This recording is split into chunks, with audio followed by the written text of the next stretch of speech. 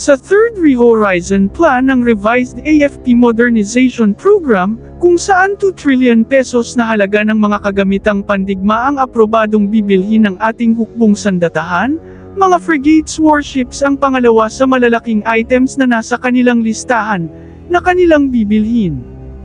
Bagamat nakabase sa mga brand new warships ang presyo na pinagbasihan ng ating AFP, ngunit malinaw na open din sila sa second-hand na mga assets para sa mas mabilis na pag-build up ng kanilang puwersa na di agad mangyayari kung brand new lahat na bibilhin dahil aabot pa ng ilang taon bago matapos ang isang bagong barko.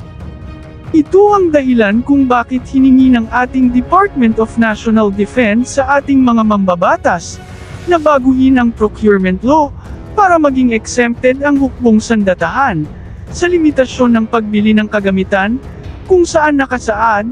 na kailangan brand new lamang ang maaring bilhin ng lahat ng ahensya ng gobyerno. Mula sa brand new only ay pinabago ito sa modern upang maaari nang makabili ng mga second-hand bought modern and capable na mga assets.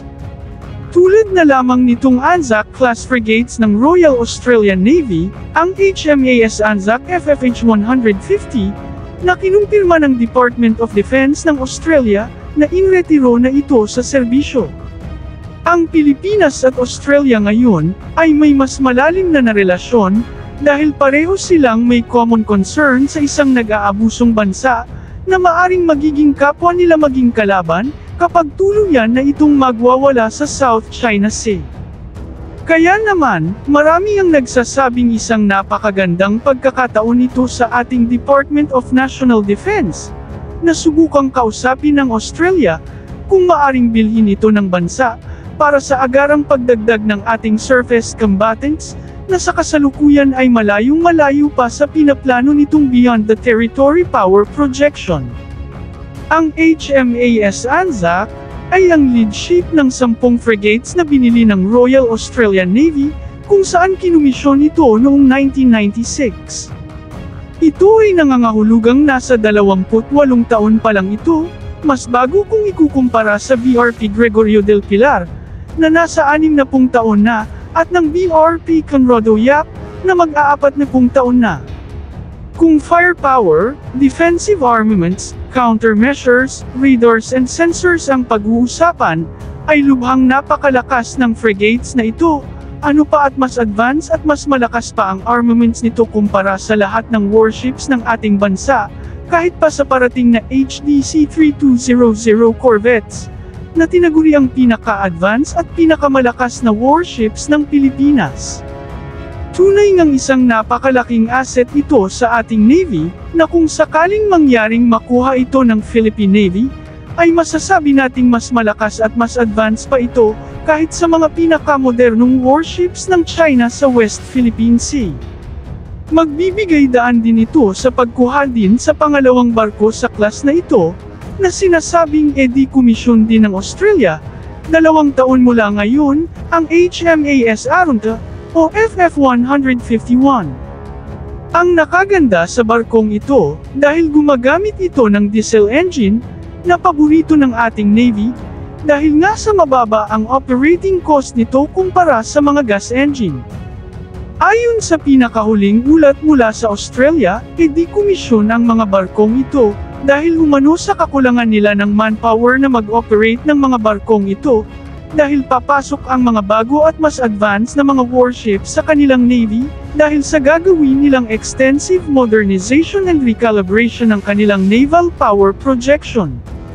Ngunit ayon sa ating nakukuhang mga impormasyon tungkol sa mga barkong ito, hindi lang din pala ang shortage ng manpower ang mga dahilan ng pagdekomisyon ng mga barkong ito, dahil may nakita na rin palang mga issue sa hull ng mga barkong ito, na ayon sa Australian Navy, mas nakabubuting bumili na lang ng mga bagong barko, kaysa gastusan pa ang pagpahaba ng buhay ng mga barkong ito. Ang Australia tulad ng Amerika, ay may mataas na standard sa halos lahat ng mga bagay, kaya di natin alam, kung gaano ba kagrabe ang issue sa hull, kung gagamitin ang standard ng Pilipinas. Matatandaan, na ang dating BRP Humabon ay may di na mabilang na issue, Ngunit ginagamit pa rin ng Pilipinas hanggang dumating ang mga Del Pilar class, kaya yung hull issue ng Australia ay maaring hindi issue pagdating sa Pilipinas. Maging malinaw lamang ang lahat, kung pupuntahan ito ng ating technical working group, at siyasatin kung issue nga ba ito. Marami ang nagtatanong, dapat bang paginteresan ito ng ating Navy? Ngunit marami din ang nagsasabi, na kung ang dahilan ay ang pangmabilisang pagpuno sa pangangailangan lang ng mga floating assets ng ating Navy, ay mas mabuting bibilhin ito kung papayag ang Australia, lalo na kung mura itong ibebenta sa atin.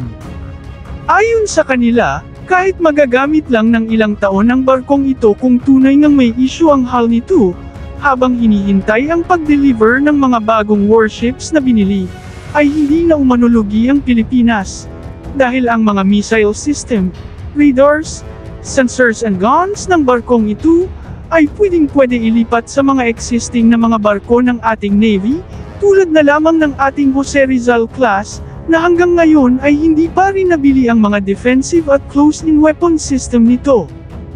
Magandang training platform din umano ito para sa ating Navy, dahil sa plano nitong bumili pa ng mas advanced at mas malalaking frigate sa susunod na mga taon, at kailangan muna nilang masanay na humawak ng mas advanced na mga warships, tulad na lamang nitong HMAS Anzac.